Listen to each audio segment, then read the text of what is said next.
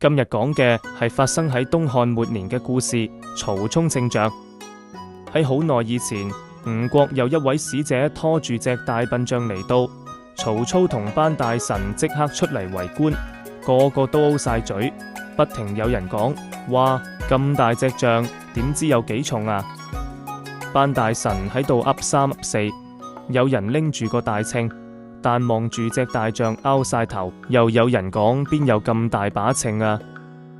有個細路叫曹沖，佢托住個下巴，望住河邊啲船，突然眼仔碌碌，佢心諗今次有計啦。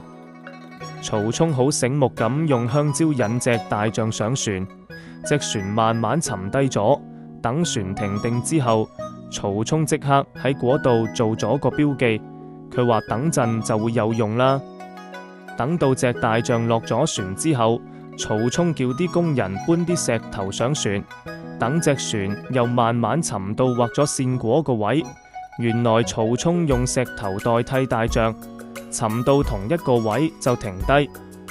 然後曹沖叫人稱啲石頭，加埋個總數就係隻大象嘅重量啦。曹操哈哈笑咁拍晒手，原來咁簡單，個個都讚曹沖係個醒目仔。